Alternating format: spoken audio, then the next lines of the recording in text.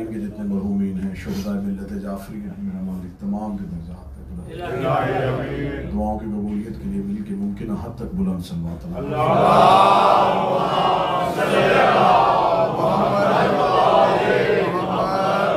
इजाजत है गुफ्तगू आज अपने दूसरे मरहले में दाखिल हो रही है सूरह मुबारक ज़ारियात, जिसमें खुदाबंद मुताल इंसान का मकसद खिलकत बयान कर रहा है।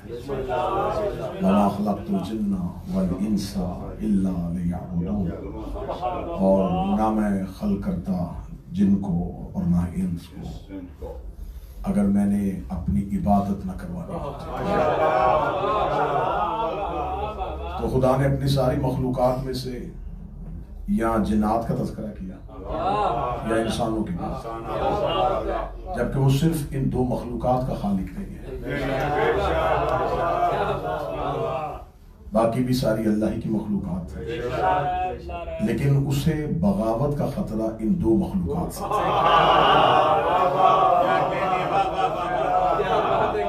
क्योंकि जिन्नात इनकी खिलकत में भी आग है और अनासर अरबा में भी आग है। तो शर का खतरा इन्हीं दो मखलूक़ात से था और खुदा ने उन्हें मामूर कर दिया कि तुम मेरी इबादत करो। माशाअल्लाह माशाअल्लाह। मकसद तख्लीक़ कायनात, मकसद खिलकत इंसानी, इंसान के इस पैकर को, इंसान के इस बदन को बनाने का मकसद अल्लाह की इबादत है। खुदा ने मकसद इंसान की खिलकत का इबादत रखा और मरकज़ इबादत सिर्फ अपनी ज़ात को बनाया। मकसद तख्लीक़ इंसान इबादत और मरकज़ इबादत सिर्फ वाहदहुल शरीक, मेरे अलावा किसी की इबादत न करना। ये अल्लाह इंसान को जो बार बार कह रहा है कि ला तअबुदूना इल्लल्लाह, ना इबादत करना किसी की सिवाय मेरे, ये खुदा इंसान को कमतर नहीं कर रहा, इसमें भी अल्लाह इंसान की अजमत बयान कर रहा है। इसमें भी खुदा चाहता है कि इंसान की अजमत बयान हो, इसलिए अल्लाह कह रहा है कि मेरे सिवा किसी को न झुकना, तुम्हें जरूरत ही नहीं किसी को झुकने की, क्योंकि मेरे अलावा अगर तुम किसी गैर को सजदा करोगे तो वो मखलूक होगी, मेरे अलावा तुम जिसे भी सजदा करोगे वो मखलूकात में से होगा। तुम पत्थर को सजदा करोगे तो जमादात मखलूकात में से, तुम सूरज की पूजा करोगे तो वो मखलूकात में से, तुम दरख्त को सजदा कर दोगे तो ये मखलूकात में से। मखलूक को ना सजदा करना, इसलिए कि मैंने तुम्हें अशरफुल मखलूकात बनाया। जब मैंने तुम्हें मखलूकात से ही अशरफ कर दिया है, अफजल कर दिया है, तो तुम्हें क्या जरूरत है अपने आप को इतना जलील करने की कि आला हो के अदना को सजदा करो।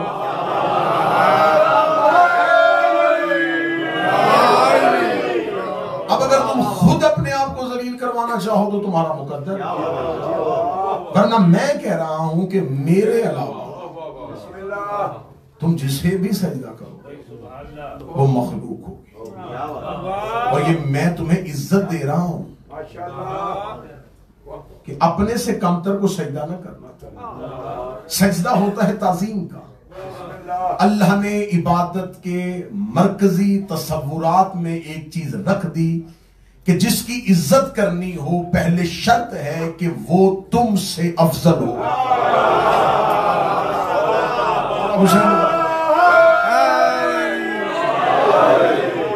तसव्वुर इबादत में से जिसकी भी ताजीम करनी है हो तुमसे। हम 2 रकत की नमाज पढ़ाने के लिए अगर किसी को मुसल्ला इबादत पे लेके आते हैं तो ये इज्जत देते हैं कि वो हमसे अफजल है। कभी किसी ने ये नहीं देखा कि 2 रकत की नमाज पढ़ानी है, अच्छा देखे भाई किसी को देखा कि एक बिल्कुल नौजवान है, 20 साल की उसकी उम्र है, लेकिन उसने 20 साल में से अपनी जिंदगी का ज्यादा वक्त जो है वो हसूल इल्म दीनिया में गुजारा है, उसे लाके मुसल्ले पे खड़ा किया कि बेशक ये बच्चा है लेकिन इसकी जिंदगी का जो बेहतरीन हिस्सा है वो इल्म के लिए गुजरा है। अभी वो मुसल्ले पे आया था, या पिछली सफ में चंद बूढ़े लड़ पड़े कि हमारे होते हुए बच्चा मुसल्ले पे आ गया।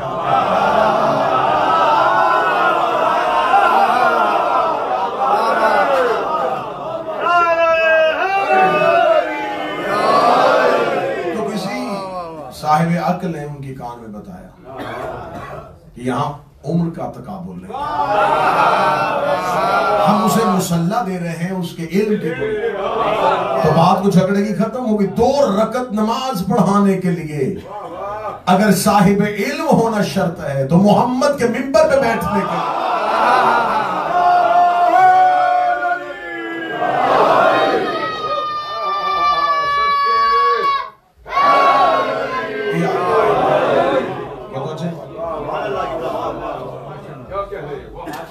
अब खुदा कह रहा है कि ना सजदा करना किसी को, क्योंकि मैंने तुम्हें अशरफ बनाया।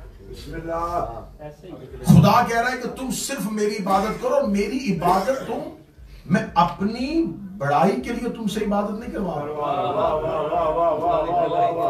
ये नहीं करवा रहा कि तुम सजदा करोगे तो मैं अल्लाह बनूंगा, तुम ना भी सजदा करो तो मैं अल्लाह। बड़ा बेहतरीन जुमला कहने लगा अहले जुबान के लिए। खुदा कह रहा है तुम्हारी इबादत से मैं माबूद नहीं बनूंगा, हाँ मेरी इबादत से तुम अब्द बन जाओ।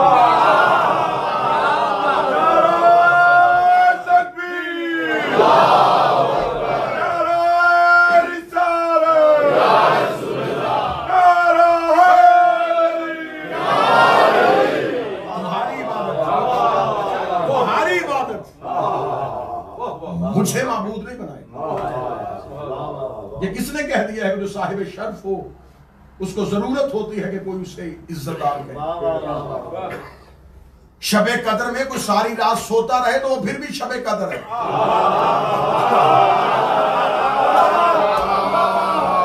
और कोई सारी रात इबादत करता रहे तो वो फिर भी शबे कदर है।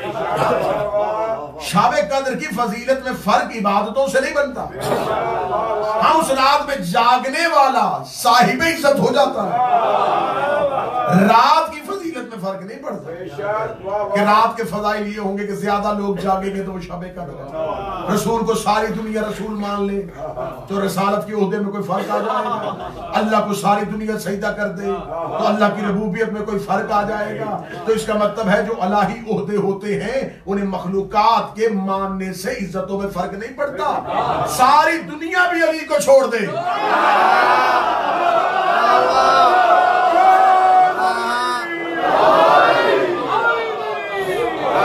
इमामत अमीर अल मोमिनीन में क्या फर्क? अगर सारा मदीना भी अली की बैयत कर लेता तो फिर मौला अली के इख्तियारात में कितना इजाफा होगा। खुदा कह रहा है कि मैंने क्योंकि पूरी की पूरी 5 मजलिसें सैयद साजिदीन ऐसे नए ज़ाविये जो इससे पहले मिंबर पे इस्तेमाल न किए। खुदावंद मुताल ने कहा कि मैं तुमसे इबादत करवा रहा हूं तुम्हारी बड़ाई के लिए ताकि तुम अब्द बनो। देखें आबिद भी इबादत गुजार को कहते हैं, शहबाज जनाब ज़िल रज़ा और अब्द भी इबादत करने वाले को। हमारे उर्दू में अल्फाज की कमी, तो एक लफ्ज अरबी जुबान में कई माने में इस्तेमाल हो सकता है, लेकिन जब हम अहले अरब से जाके पूछेंगे कि अब्द और आबिद में फर्क क्या है तो बड़ी बेहतरीन इसकी इस्तेलाह इस्तेमाल करते। वो कहते हैं आबिद उससे कहते हैं जो इबादत गुजार हो।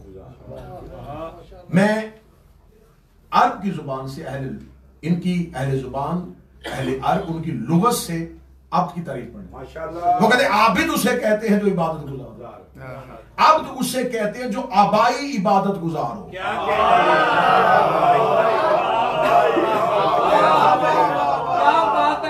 ये लफ्ज़ आबाई उर्दू में भी इस्तेमाल होता है। ये हमारा आबाई इलाका है, ये तिजारत हम आबाई करते हैं। आबाई तिजारत, ये लफ्ज़ आबाई कह दिया तो पता चल गया कि इसका बाप भी यही करता था, इसका दादा भी यही करता था। इसका मतलब जो तिजारत आबाई हो वो बाप भी करता है और दादा भी करता है, और जो इबादत आबाई हो इसका मतलब है कि बाप ही इबादत गुजार है, दादा भी इबादत। इसने अब इबादत शुरू नहीं की, ये हमेशा से इबादत गुजार, जो हमेशा से इबादत गुजार हो उसे अब्द कहते हैं। ये पहले से इबादत गुजार ना होते तो बाप अब्दुल्ला क्यों होता?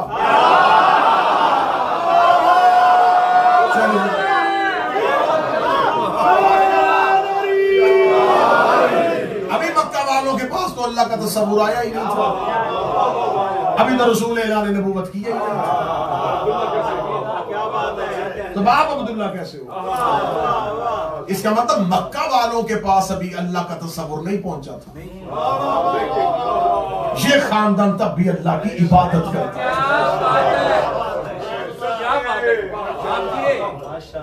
और ये अब्दियत जो है, अल्लाह का अब्द होना, ये ओहदा नहीं है, ये फजीलत है।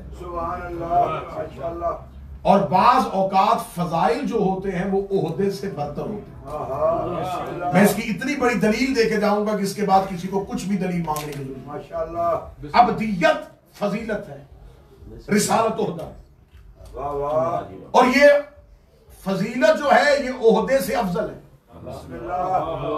कितना बड़ा ओहदा है अल्लाह का रसूल होना, उससे अफजल है अल्लाह का अब्द होना। अब सर हलाए में दलील देने लगा। हम नमाज में गवाही देते अशहदु अन्ना मुहम्मदन अब्दुहु व रसूलुहु।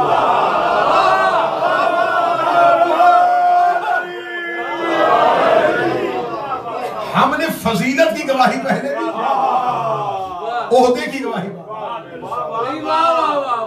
ये तेरा आब्द है और तेरा रसूल है। और खुदावंद मुताल ने जब रसूल को पूरे कुरान में यासीन, मुज़म्मिल, ताहा, मुदस्सिर, अलकबार से पुकारा, इतने नाज से पुकारा, लेकिन जब रसूल को मेराज पे बुलाया,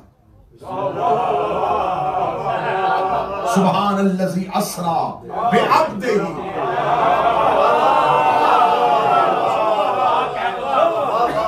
मेराज रिसालत को नहीं हुई थी, अब्दियत को हुई थी।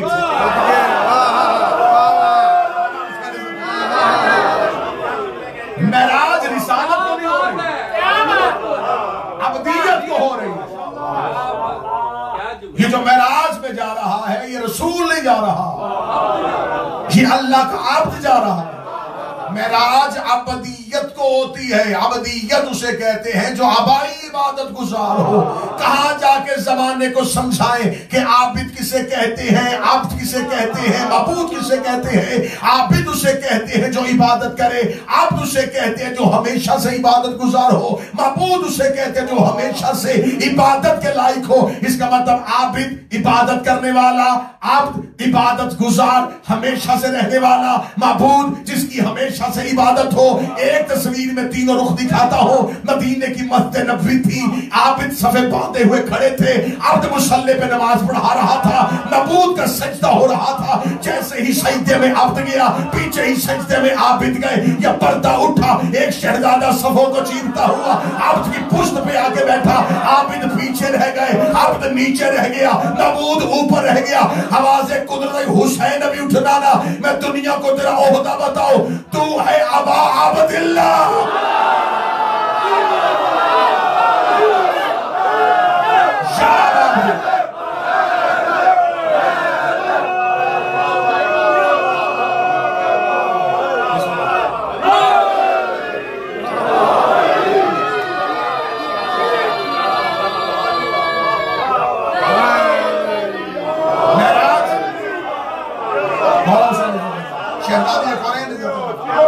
मेराज अब्दियत को, अब्दियत अफजलियत, फजाइल मुस्तफा का रसूल है, लेकिन अल्लाह कह रहा अब्द है मेरा। हमने मेराज में अब्द को बुलाया जो अब्दियत पे नाज कर रहा है। रसूल भी है, यासीन भी है, मुजम्मल भी है। नाज किस पे? अब्दियत। अब यहीं पे एक सुना सुनाया जुमला सुनना। मौला अमीर अल मोमिनीन से किसी ने पूछा, या अली आपके पास कौन सी ऐसी फजीलत है जिसमें बड़ा नाज है? फरमाया अना अब्द मिन उबैद मोहम्मद।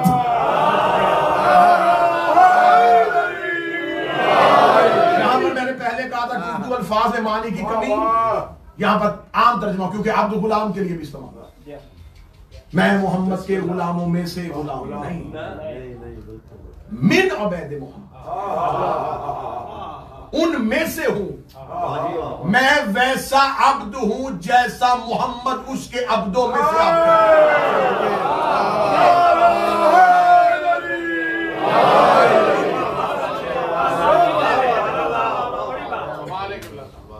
अब मेराज अब्दियत को,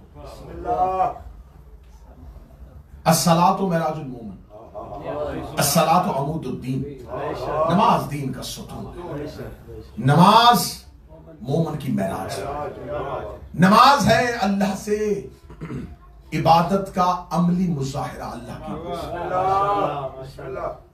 फरादा इबादत, फरादा नमाज, अजर और जमात के साथ, फजीलत किसके साथ है?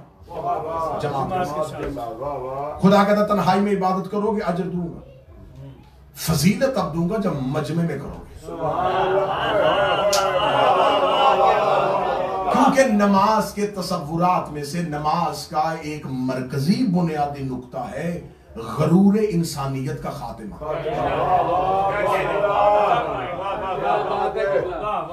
पकड़ के चल, सीना चौड़ा रख, लेकिन एक वक्त अपनी पेशानी और जमीन पर रख।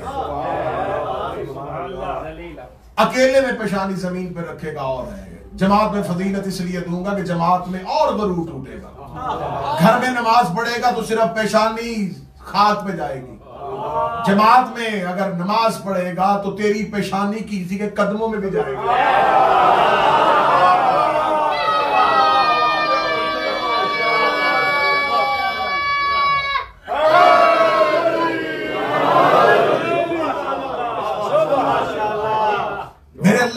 क्या जरूरत है मजमा इकट्ठा करके इबादत करवाने की? मेरी इबादत करवानी, तूने इजहार करना है मुझसे करीब होने का, मेरी कुर्बत का इजहार करना है, मजमे में कर। बिस्मिल्लाह। इसका मतलब है कि अल्लाह जब अपनी कुर्बत का इजहार चाहता है तो मजमे में चाहता है। ये मजमा बुलाना अल्लाह की पसंद है।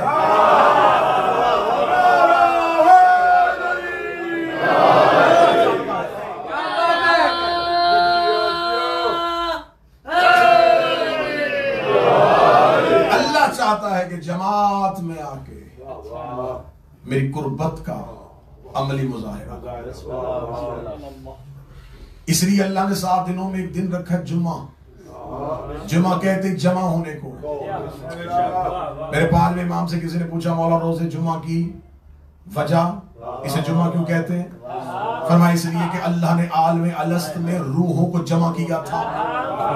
जिस दिन जमा किया था वो दिन ये था, अल्लाह ने रूहों को जमा किया था। किस लिए? 5वें इमाम का फरमान हयातुल कुलूब अल्लामा मदलसी, तफसीर मिज़ान, तफसीर कुम्मी, तफसीर बुरहान, तफसीर अहले बैत का ज़ामन। मौला रूहों को जमा क्यों करवाया था? फरमाया मेरे दादा अली की विलायत है।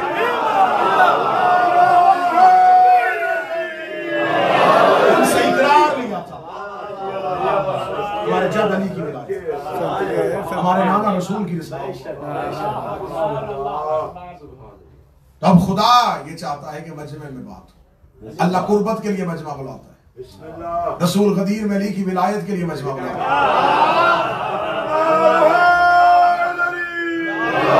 नमाज घर में पढ़ी जा सकती है, अल्लाह ने कहा ना पढ़ना, जमात में पढ़ना, ताकि ये इज़हार मजमे में हो। रसूल सलमान के कान में भी अली की मौलायत का ऐलान कर सकता था। ये बात कान में नहीं हुई, गदीर के मैदान में हुई। हम भी घर बैठ के हुसैन हुसैन कर सकते थे।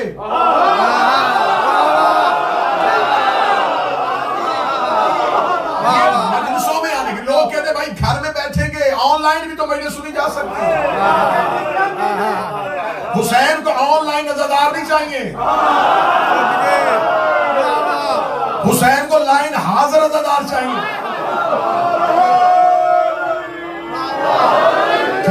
घर में भी तो हो सकती है अज़ादार। इस्लाम कहता है कि तुम कोई अमल करो, अल्लाह कहता है कि अपनी नेकी पे गवाह पैदा किया करो। हदीस पैगंबर ने हमें कल से मिंबर पे ना रसूल कहते हैं कि खुदा का हुक्म है नेकी करो तो गवाह पैदा करो, ताकि ज्यादा लोग तेरी नेकी पे गवाह हों। मजमे में आके हुसैन हुसैन किया करो, हाथ नीचे रह गए, हल्के में आके मातम किया करो।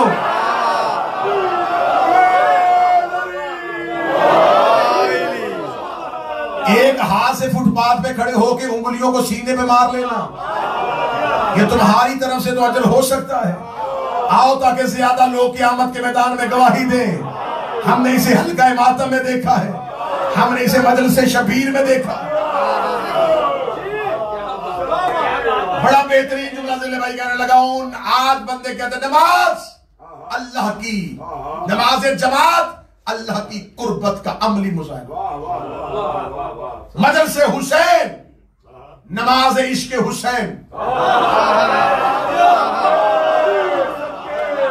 उसकी भी बाजमात फजीलत, इसकी भी बाजमात इबादत है ही आले बैत के मानने वालों की। मासूम फरमाते इबादत है मारिफत की शाख। इबादत वो दरवाजा है जो तुम्हें मारिफत का तक लेके जाता है।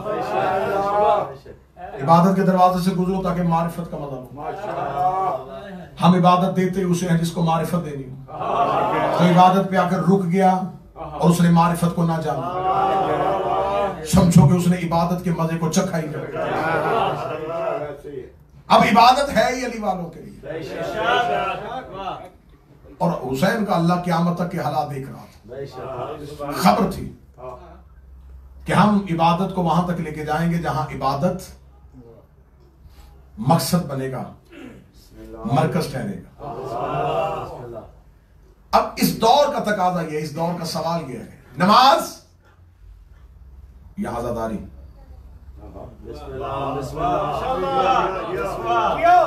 जमात या मातम?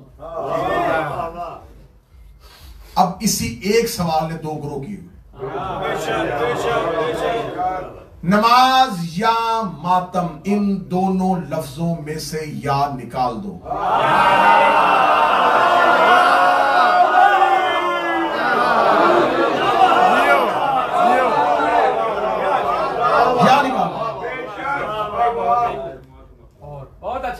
या निकालोगे जवाब सवाल में आ जाएगा।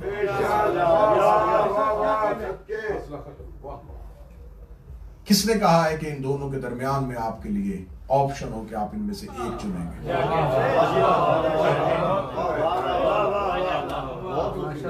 या निकाल दोगे सवाल से खुद जवाब दे देगा। तो इसलिए आज खबर थी कि अज़ादारी इबादत से टकरवाने की कोशिश की जाएगी, अज़ादारी को इबादत से टकराया जाएगा। इसलिए उसने अहले बैत में से सबसे बड़े अज़ादार को ज़ैनुल आबिदीन बनाया।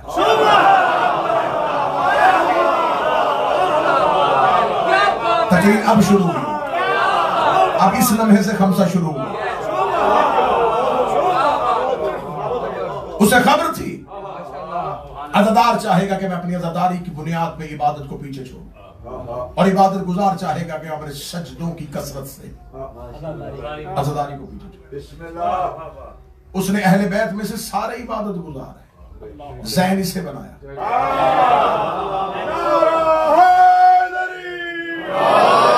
क्योंकि ये है हुसैन का पहला अज़ादार। ये वो अज़ादार है जिसने अज़ादारी का अमली मुजाहिरा करना है। अब जब ये सामने खड़ा होगा और तुम क़यामत वाले दिन सजदे लेके जाओगे और जाके उससे कह दो कि सिर्फ सजदे हैं, अज़ादारी तो कुछ भी नहीं थी, तो सजदे कबूल करने के लिए सैयदुल साजिदीन खड़ा है।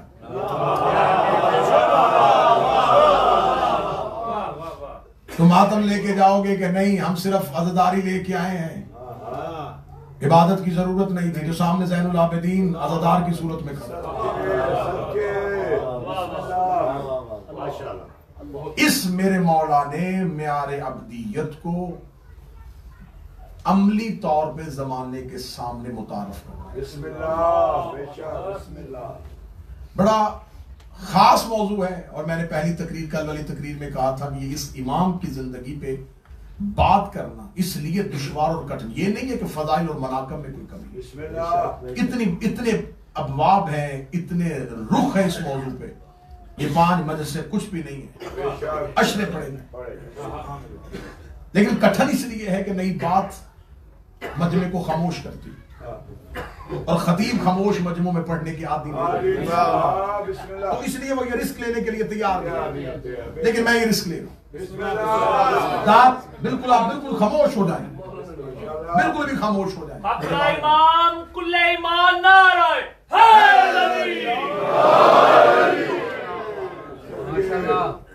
ताकि मैं चाहता हूं कि कोई बात नई नौजवान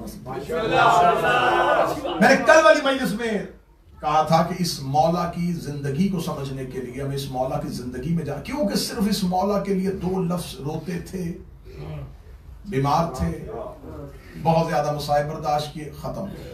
हमारे बच्चों के जहनों पे जो इस मौला की एक तस्वीर, एक तस्वुर उभरा हुआ वो यही है कि एक रोने वाला, एक ऐसा इमाम जिसने सारी जिंदगी मुसीबतें बर्दाश्त की, बेशक मुसाइब बर्दाश्त किए, लेकिन हमेशा सबसे ज्यादा मुसाइब वो बर्दाश्त करता है जिसमें सबसे ज्यादा मुसाइब बर्दाश्त करने की सलाहियत। इस मेरे मौला की जिंदगी जो है 38 हिजरी 5 शाबानुल मुअज़्ज़म या 15 जमादुल अव्वल, ये मौला दुनिया में तशरीफ, वालदा जनाब शहरबानो सल्लल्लाहु अलैहि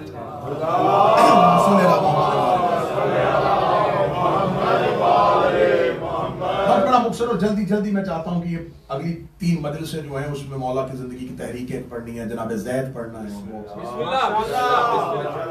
जनाब शहरबानो। इसके लिए 2 तरह की रवायात मिंबर से बयान की जाती। पहली रवायत ये बयान की जाती है कि दूसरे खलीफा के दौर में जब ईरान को फतह किया तो उसमें से कुछ जंगी कह दिया तो उसमें से 2 बीबियां, ये रवायत मरदूद है, ये रवायत काबिल कबूल नहीं है, क्योंकि दूसरे खिलाफत के दौर में माना जाए तो फिर ये 17 हिजरी है और 17 हिजरी में इमाम हुसैन अलैहिस्सलाम की ज़ाहिरी हयात तय्यबा 12 साल है और मोहम्मद बिन अबी बकर की 6 साल, तो 6 और 12 साल की हयात तय्यबा में इमाम हुसैन की कोई शादी साबित है।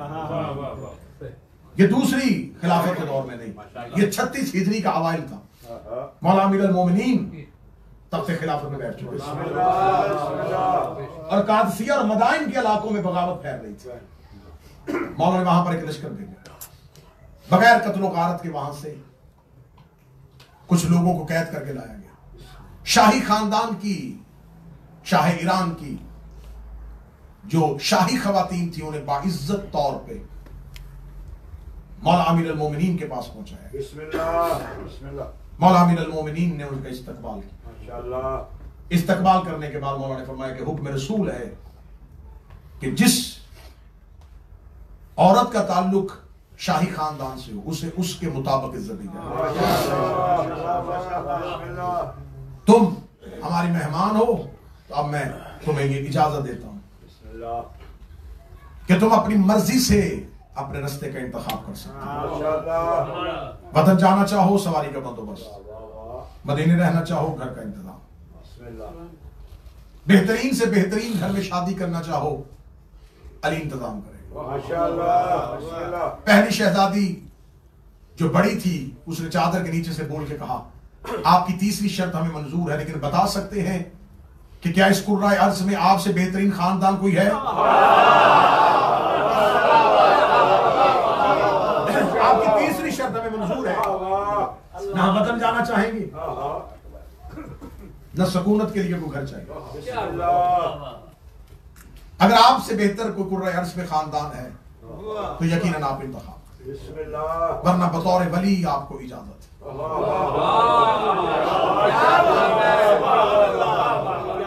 मौला अमीरुल मोमिनीन की आवाज आई तो फिर मैं आपके जवाब से इतना मुतमिन हुआ हूं। ये लहजा, ये फसाहत, ये बलागत, ये वस्फ है कि हाशमियों के यहां खवातीन गुफ्तगू ऐसे करें। मैं तुम्हें मुंसलिक करता हूं अपने खानदान के साथ और अपने बेटे हुसैन इब्न अली के लिए तुझे तजवीज़ कर। हुसैन इब्न अली का नाम आना था। उस शहजादी ने पर्दे के अंदर से आवाज दे के कहा, जिनका नाम आप आज ले रहे हैं 3 महीने पहले मुझे रसूल ने उसका नाम बता दिया।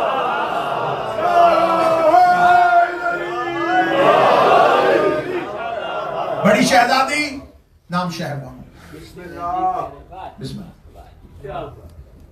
मौला अमीरुल मोमिनीन ने फरमाया कि हम आपका नाम तब्दील नहीं करेंगे। शहरबानो ईरानी नाम था, फारसी नाम था। मौला फरमाया तुम्हारा नाम तब्दील इसलिए नहीं हो सकता कि तुम इसे अरबी में तब्दील करेंगे तो शाह ज़नान बनेगा और ये एक ही खातून का नाम। ये शहरबानो है लेकिन किसी आम शहर की नहीं, बानो मलका को कहते हैं। ये उस शहर की है जिसके दरवाजे का नाम अली है। छोटी बहन खौला फरमाया, हम तुम्हें अपने दूसरे बेटे मोहम्मद बिन अबी बकर के लिए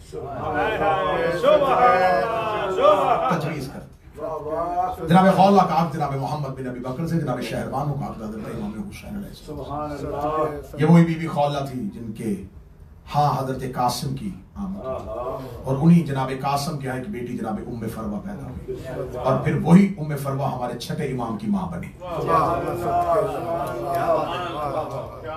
जनाब शहरबानो 38 हिजरी 5 शवाल गोद में अली इब्न हुसैन आए।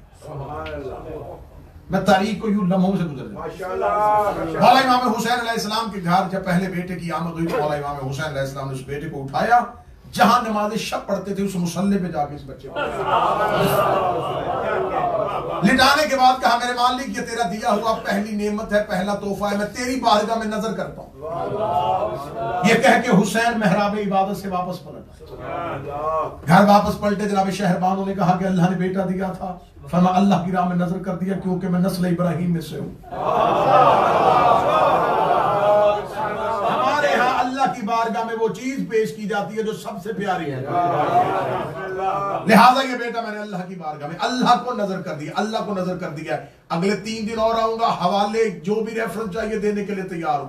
मौला इमाम हुसैन किताबें कहती हैं कि मस्जिद में मेहराब में मुसल्ले पर रख के आए थे, मैंने अल्लाह को दिया। ये कह के हुसैन घर आ गए और अली घर से मस्जिद में चले गए।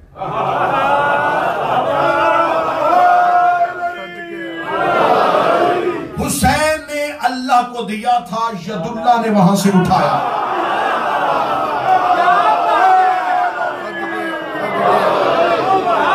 मजहरे परवरदिगार ने वली ये मुतलिक नहीं, जमीन पे इलाही नुमाइंदे नहीं, इस शहजादे को उठाया और अपने पास ले आए। ये तस्करा है, ये बात है कूफा की। कूफा ही में मौला ज़ैनुल आबिदीन की आमद।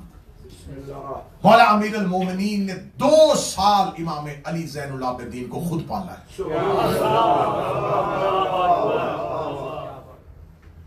जैसे मुस्तफा ने पहला अली पाला था।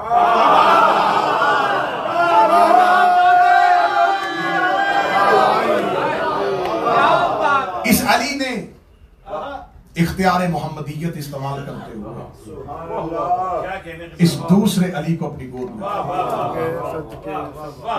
2 साल मेरे मौला सीनाए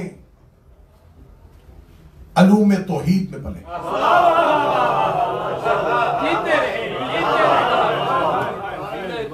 दुआ निकलती है दिल से। इस मेरे मौला के नाम के साथ मजहब जाफरिया में सहीफा सज्जादिया मशहूर है। दुआएं हर इमाम ने की हैं लेकिन ज्यादा मशहूर दुआएं हुई हैं सैयदुल साजिदीन की। बड़ा बेहतरीन इस्तारा है, अगर कोई समझ सके डॉक्टर साहब। दुआ निकलती है दिल से। इस मेरे मौला के नाम से ज्यादा दुआएं मंसूब है ये अली के दिल की आवाज सीने पे लेट के सुनता था।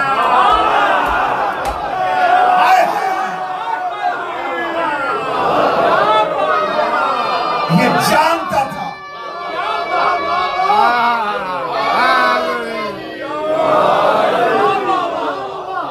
ये जानता था कि अल्लाह से गुफ्तगू कैसे, अल्लाह से बातें करना अली के सिवा किसको आता? पीर रजी शादी 99 नाम मुसलमानों को आज मिले हैं अल्लाह के। 99 100 भी पूरे नहीं किए, 99 नाम है। अभी इसी मस्जिद से मफातिउल जनान लेके आओ, दुआए जोशन कबीर उठाओ, 1000 नाम अल्लाह का अली ने लिया। 1000 मुसलमानों के पास 99 है, 1000 नाम अल्लाह का अली। दुआ होती है दिल से, अली के दिल की बातों को सैयदुल साजिदीन सीने पे सुनते। 2 साल मौला अमीर अल मोमिनीन के पास पढ़े। 40 हिजरी मौला अमीर अल मोमिनीन की मस्जिद में शहादत। मौला अमीर अल मोमिनीन ने बवक्त शहादत अली ज़ैनुल आबिदीन को इमाम हसन की गोद में दिया। 10 साल इस शहजादे की परवरिश इमाम हसन ने, क्योंकि ये अपने जमाने का अली था और हर अली को उस दौर की हुज्जत पालती है।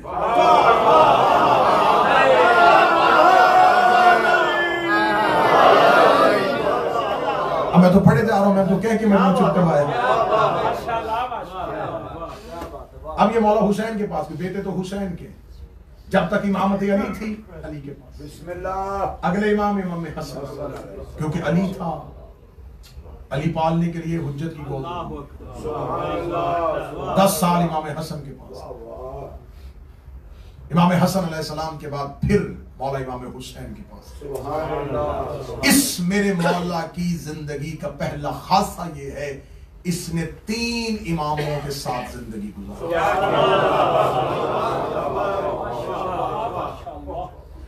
दूसरी खासियत मेरे शहंशाह के पास ये है, इसने 6 जालिम तरीन बादशाहों का दौर देखा।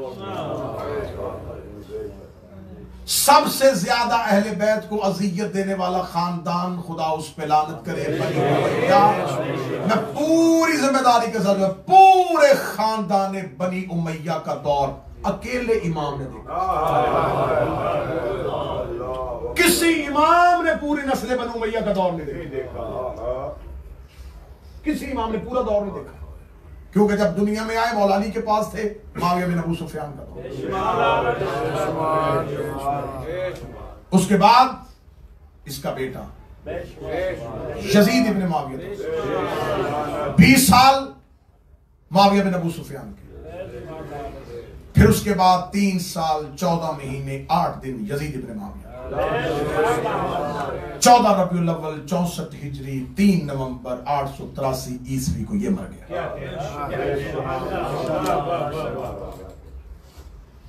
फिर उसके बाद 40 दिन के लिए मुआविया सानी यजीद का बेटा, जो तख्ते खिलाफत पे आ लेकिन खिलाफत को कबूल न किया, जहर दे के इसको कत्ल कर दिया गया। फिर उसके बाद 9 महीने मरवान बिन हकम किया।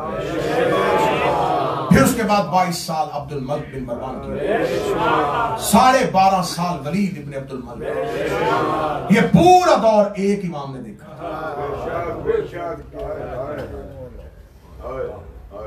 मुआविया के दौर में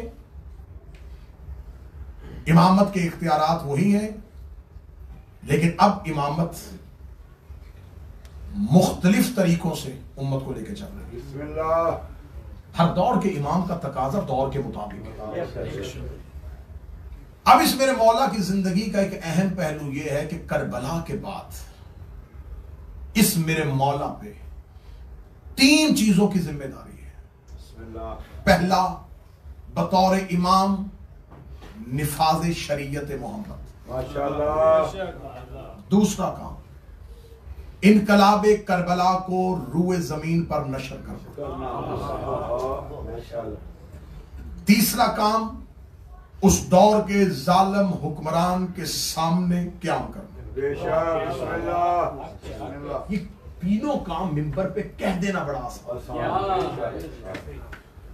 इनका सामना करना, इनको कैसे अंदाज में, ये सिर्फ इस इमाम का खासा है। इस मेरे मौला ने करबला के बाद जो पहला किरदार अदा किया, इस मेरे मौला ने करबला से शाम तक जो सफर किया, मैं फज़ाइल पढ़ रहा हूं। शाम में जाके इस मेरे मौला ने एक तकरीर की है। ये पहली तकरीर आपको बताएगी कि यूं समझें कि पूरी नहजुल बलागा एक ही बार बोल रही है। जब ये दरबारे यजीद मलाउन में खड़े थे दमिश्क के अंदर, तो इसने अपने किराए के खतीब को मिंबर पे लाके कहा कि चल तू कुछ बता, कुछ सुना। तो इस किराए के खतीब ने लोगों को बनी उमैया के फजाइल सुनाने शुरू किए। बनी उमैया ये थे, बनी उमैया ये थे, बनी उमैया ये थे। पूरा तारीख में उसकी तकरीर लिखी।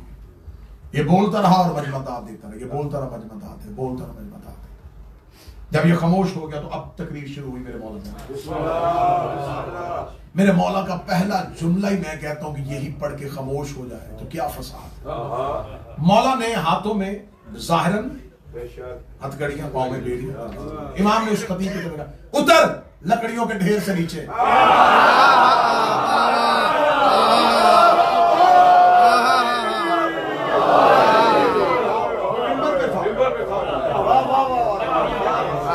इमाम ने मिंबर और लकड़ियों के ढेर का फर्क समझा।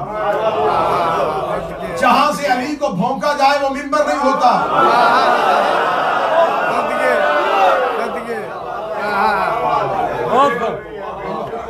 उधर लकड़ियों के ढेर। बहुत खूब।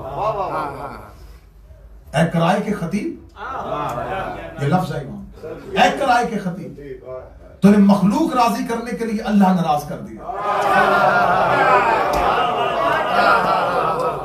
मखलूक राजी करते करते तूने अल्लाह नाराज कर दिया। क्या कहने मेरे मौला सैयदुल साजिदीन, तूने खत खींच दिया। तूने दुनिया को बता दिया कि खिताबत में ये भी हिस्सा है। कुछ ऐसे खतीब भी होते हैं जो मजमा राजी करने के लिए अल्लाह नाराज कर देते हैं।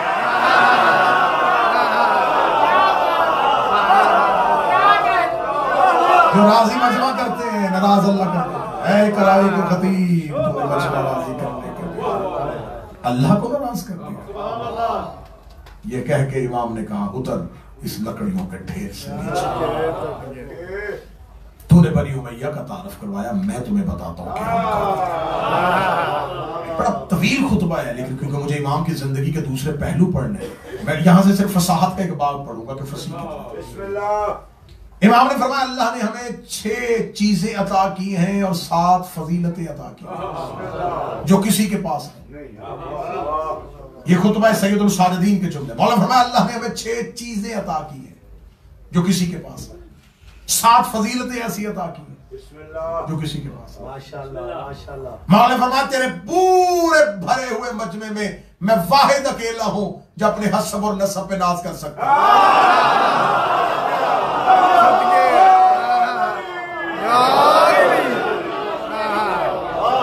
मैं अकेला हूं जो अपने हसब और नसब पे नाज। खुतबा सैयदुल साजिदीन और कल से मिंबर पे ना इमाम ने 6 चीजें अता की हैं। पहली चीज इल्म, सखावत, फसाहत, शुजाअत। 6ठी चीज पढ़ूंगा तुम्हारे चेहरों पे तबस्सुम आएगा।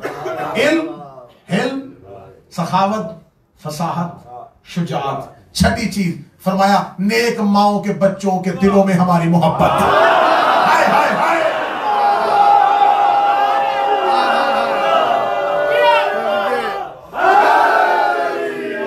पकीज़ा माओं के बच्चों पे,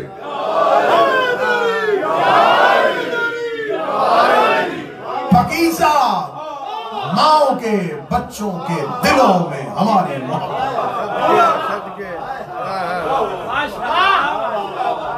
कितना बड़ा ताना था ज़ाहर कैदी का आजाद लोगों को।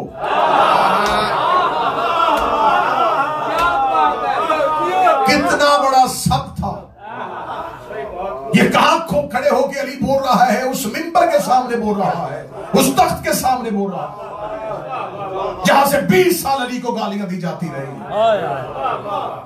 उस तख्त के सामने खड़ा होके बज़ाहिर कैदी बोल रहा है, क्योंकि पूरा जो सामने मजमा था उनके दिल में इनकी मोहब्बत नहीं थी। फरमाया, हमारे पास 6ठी चीज है, नेक माओं के बच्चों के दिलों में।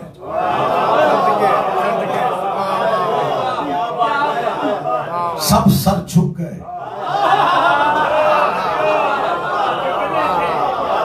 नेक माओं के बच्चों में। यहीं पे रुक जाओ तो आज की तकरीर यहीं पे खत्म हो जाए। मौलाना ने फरमाया, अल्लाह ने हमें 6 चीजें अता की हैं। इल्म सज्जाद मौला की नजर में फजीलत नहीं, चीज है।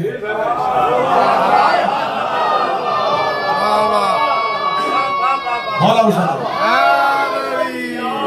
जहां की तकरीर आज खत्म हो रही है, कल से यहीं से चलेंगे।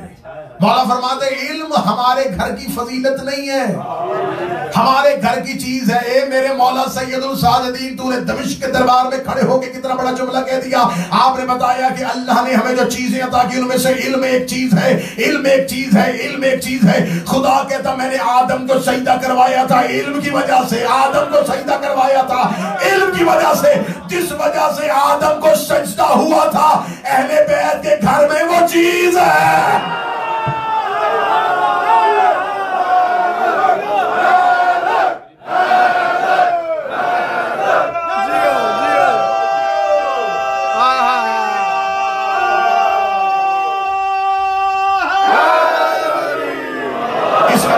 जिस वजह से आदम को सजदा हुआ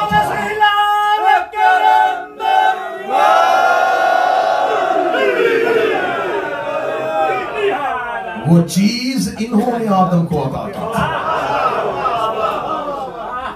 तो ये आदम को जो चीज दें तो आदम को सजदा हो जाए।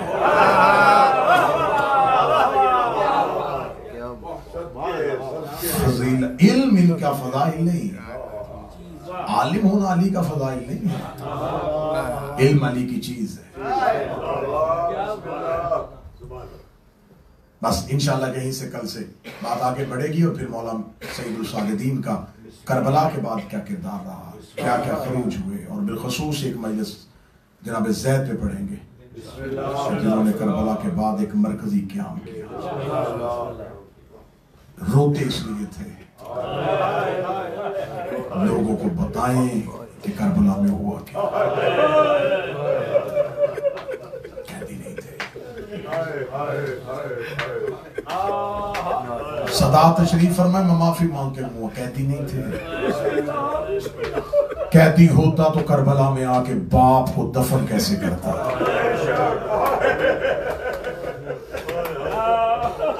अगर ये शाम में कैद था तो करबला में हुसैन को दफन कौन करता। 13 मुहर्रम बनी असद पहुंचे, आज 20 मुहर्रम, आज जहर मिली है तुम्हारी सीमा में।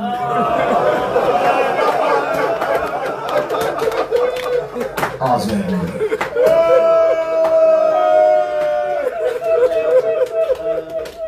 अब इसके बाद 4 रातें तड़पा है हुसैन का।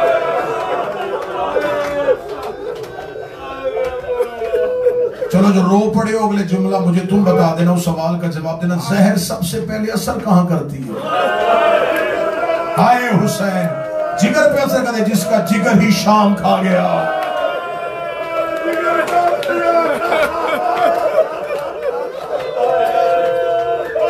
हसन को जहर मिली थी, टुकड़े जिगर के हुए थे।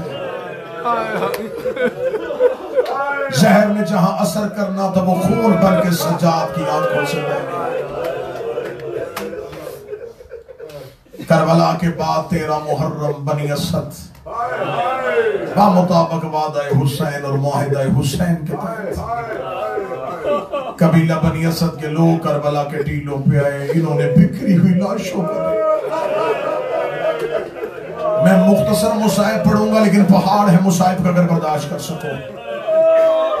जब इन्होंने करबला में आके मक्तल की हालत देखी है तो मैं मक्तल से जुमला पढ़ने लगा हूं। कबीला बनी असद के लोगों ने जो मक्तल की हालत देख के पहला जुमला कहा, इन्होंने कहा ए हुसैन इब्ने अली, हमने 2 मुहर्रम को तेरे साथ वादा किया था कि हम तेरी और तेरे बेटों की और तेरे सहाब की लाशें दफनाएंगे। ए हुसैन हमें माफ कर देना, हम अपना वादा पूरा नहीं कर सकेंगे क्योंकि तूने कहा था कि लाशें दफनानी है। हमें क्या पता यहाँ तो बदन के टुकड़े पड़े हुए हैं, हमें क्या खबर के कौन सा टुकड़ा किसका है, हमें क्या खबर। यहाँ तो बदन के अज़ा बिखरे हैं, यहाँ तो बदन के टुकड़े बिखरे हैं, हमें क्या पता ये किसके अज़ा हैं। अभी बनी असद रो रहे थे कि टीला करबला में एक गर्द फटी, एक गुबार साफ हुआ। एक सवारी से एक झुकी हुई कमर वाला जमीन पे आया, आगे कहने लगा ए बनी असद के मर्दो, मैं तुम्हें बताता हूं ये कौन है।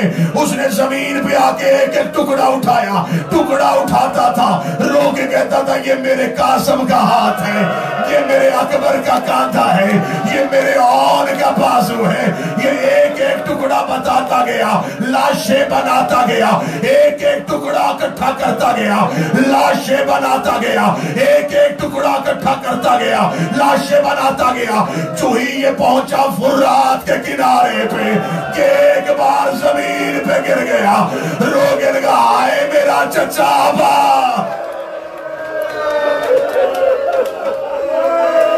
मैं माफी मांग के जुमला पढ़ूंगा मातमियों से। हम तुम्हारे डर से पढ़ देते हैं कि हजरत अब्बास के सिर्फ बाजू कलम हुए थे। मुझे अलमे अब्बास की कसम है, सबसे ज्यादा इन्होंने अब्बास की लाश को काटा था।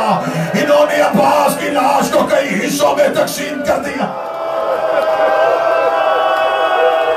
सबसे आखिर में कबाइक लाश पे सजाद आए, वहां पर एक सर बरीदा लाश नजर आई।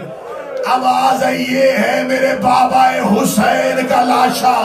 मैं आखिरी 30 सेकंड पढ़ूंगा और जुमले मजमे में ऐसे लगेगा कि सैयदा ने तुम्हें गिरिया एजाज में बख्श दिया है। जो ही मौला हुसैन के लाशे के बारे में सैयदुल सादिदीन बनी असद को बताया, बनी असद का एक बूढ़ा हुसैन के बेटे के कदमों में गिरा, रोग के अगर ये हुसैन की लाश है तो पता इसके सीने पे ये गोश्त का टुकड़ा क्यों है। आवाज आई ये गोश्त का टुकड़ा नहीं है, ये मेरे भैया अली असगर का लाशा है। जब लाशें बवाल हो रहे थे, हुसैन का लाशा अली असगर की लाश में आया। आज भी करबला में जाओ, असगर हुसैन के सीने में दफन है। रुबाब के बेटे की कब्र पूरी करबला में नहीं है, रुबाब का बेटा आज भी हुसैन के सीने, आज भी रुबाब का बेटा, आज भी रुबाब का बेटा हुसैन के सीने में दफन है। चलो गिरिया यहां तक आ गया तो ये बाबुल हवाइज का तज़किरा है। हुसैन का ये बेटा बाबुल हवाइज है। मुश्किल से मुश्किल दुआ जुबानों में लेके आओ, मैं अगला जुमला पढ़ूं। ये हुसैन का सबसे छोटा बेटा, सबसे ज्यादा दफा कत्ल होने वाला बेटा। अकबर को एक बार पर्ची लगी, अब्बास को एक बार नेजा लगा। ये सैयदो गैर सैयदो मुझे माफ कर देना। एक दफा हुरमल के तीर से कत्ल हुआ, एक दफा खौली के नेज़े से कत्ल हुआ, तीसरी बार तब कत्ल हुआ जब कातिल नेज़े पे असगर का लाशा लेके खयाम के बाहर गया। जाके कहने लगा बताओ इस बच्चे की माँ कौन है। रुबाब समझी कि शायद बेटे का लाशा देगा। असगर की माँ उठ के खड़ी हुई, कहती है मुझे गरीब का बेटा है। इस मलाऊ ने नेज़े की अन्नी से असगर का लाशा उतारा, जानू पे असगर का लाशा रखा, अपनी जेब से खंजर निकाला, असगर की गर्दन में खंजर रखा। सकीना रेत पे गिर गई, रो के कहती चचा अब्बास मेरा असगर बजा ले। मातमे हुसैन